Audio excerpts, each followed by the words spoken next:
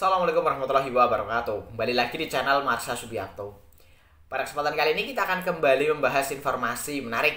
Kali ini kembali terkait dengan pengangkatan CPNS maupun P3K formasi tahun 2024 ya. Jadi pada hari ini 10 Maret 2025 sudah dilaksanakan rapat koordinasi yang dipimpin oleh BKN ya, atau Badan Kepegawaian Negara, yang intinya membahas berkaitan dengan penyelesaian seleksi CASN formasi tahun 2024.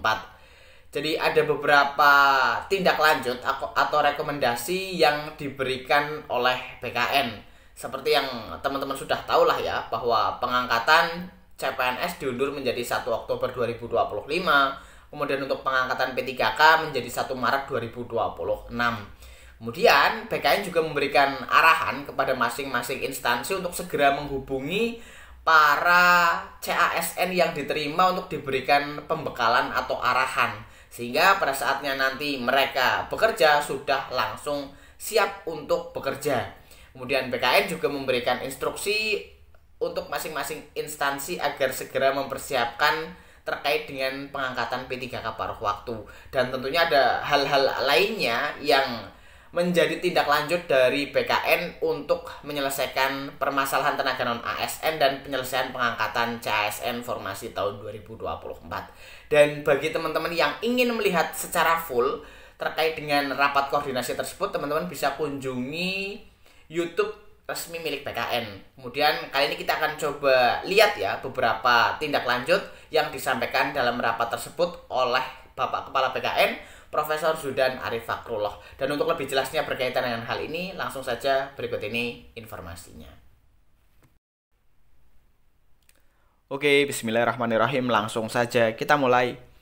Jadi inilah tindak lanjut seleksi CASN 2024 ya, yang sudah disampaikan oleh Kepala BKN Profesor Zudan Arif Fakrullah ya, hari ini 10 Maret 2025 pada rapat koordinasi yang sudah dilaksanakan oleh BKN ya.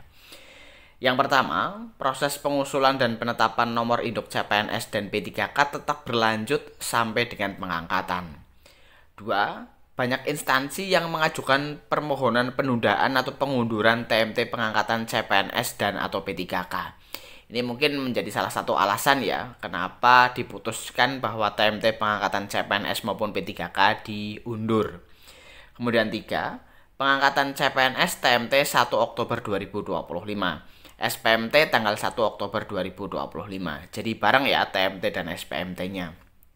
Kemudian 4, pengangkatan P3K yang mengisi formasi TMT 1 Maret 2026 melaksanakan perjanjian kerja TMT 1 Maret 2026.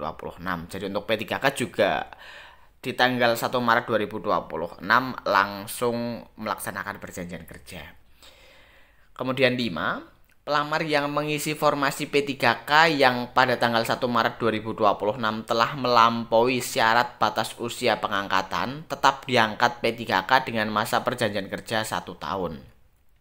6, proses pengusulan dan penetapan nomor induk CPNS dan P3K tetap berlanjut sampai dengan pengangkatan. 7.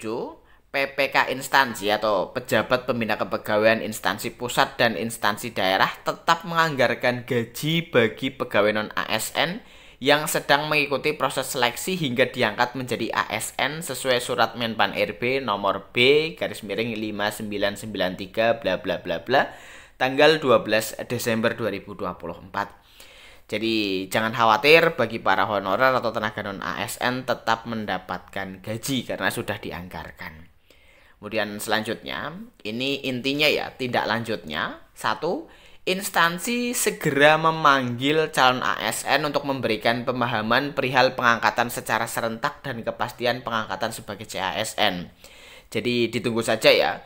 Bagi para CPNS maupun P3K yang diterima untuk formasi tahun 2024 akan dipanggil untuk mengikuti pembekalan dari masing-masing instansi. Kemudian 2, instansi memberikan pembekalan atau pelatihan sebelum diangkat menjadi calon PNS dan atau P3K agar saat masuk kerja langsung bisa bekerja dengan baik. Kegiatan bisa dilakukan luring atau daring.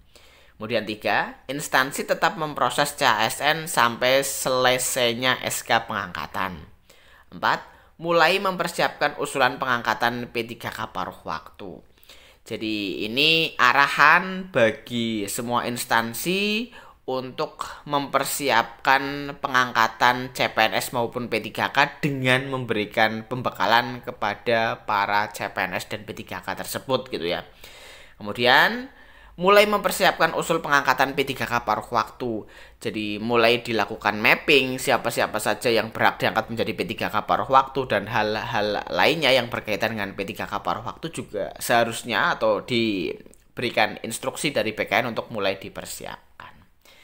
Jadi mungkin itu ya hasil dari rapat koordinasi yang sudah dilakukan oleh BKN hari ini.